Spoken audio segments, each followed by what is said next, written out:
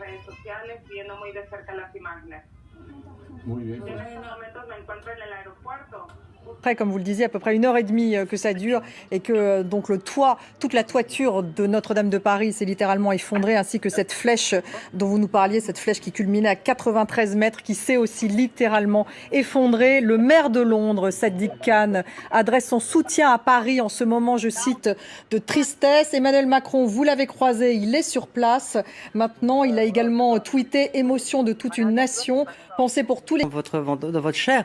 Et donc le président de la République a dû être mis au courant très vite de la gravité de cet incendie, parce que nous, au début, on voyait qu'effectivement la flèche était en train de prendre dangereusement, mais lui, sans doute, avait des informations plus précises, donc très vite, il a annulé donc son allocution ce soir, puisqu'il devait parler aux Français après les conclusions du grand débat, mais ça aurait paru complètement décalé, alors que les Français sont rivés à leur télévision. Police, du SAMU également, même les policiers, les sapeurs-pompiers sont totalement sidérés. Hein. C'est véritablement le maître mot ici, c'est la sidération. On n'en revient pas. Beaucoup de tristesse aussi qui se ressent ici, même, je vous dis, parmi la police et les sapeurs-pompiers qui un peu regardent avec beaucoup d'impuissance ce qui est en train de se dérouler sur leurs yeux, mais même si bien évidemment une grosse partie de ces sapeurs-pompiers sont actuellement à pied d'œuvre pour tenter d'éteindre l'incendie. Donc voilà, une ambiance extrêmement lourde ici. Je vous le disais, Emmanuel Macron est donc arrivé sur place.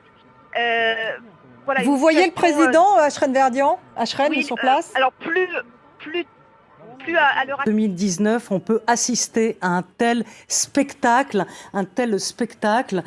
avec une impuissance totale, même si les pompiers sont à l'œuvre, effectivement. Comment une telle chose peut arriver aujourd'hui, sans doute, à l'heure des polémiques, puisque c'est très français, les polémiques, voilà, on aime ça, elles sont quotidiennes, vont arriver déjà de comprendre comment un tel incendie a pu se propager comme ça dans ce monument si précieux et si, on va dire, on en prend soin presque quotidiennement. Cette cathédrale, je vous dis, de 1163, elle est bichonnée, elle est sans arrêt, ces gargouilles sont systématiquement inspectées, cette rosace, pareil, ces deux rosaces qu'on connaît, voilà, parce que c'est le monument... Une enquête est ouverte, en tout cas, à l'instant, oui. Roselyne, justement, pour connaître un peu l'origine de ce qui s'est produit. Qu'est-ce qui s'est passé ? Ça va être la grande question. Ça va être la grande question, vous avez raison. Et on dit que c'est lié probablement, peut-être, aux travaux. Il y avait des travaux, en l'occurrence autour de la flèche, au niveau des combles à Notre-Dame de Paris. Peut-être...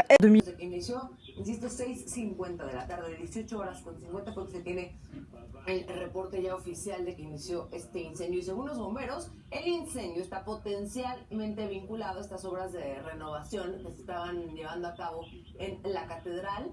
Se inició una recaudación desde el año pasado para hacerlas y fue por eso que inició, al parecer.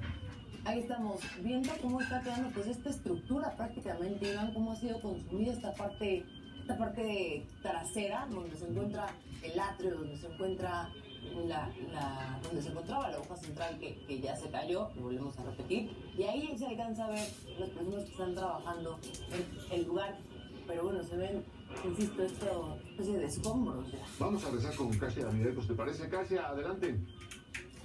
Iván, muy buenas tardes. Mira, estamos aquí en lo que se llama el perímetro de seguridad. No podemos cruzar el río Sena. Detrás de ese río se encuentra precisamente la Catedral de Notre Dame.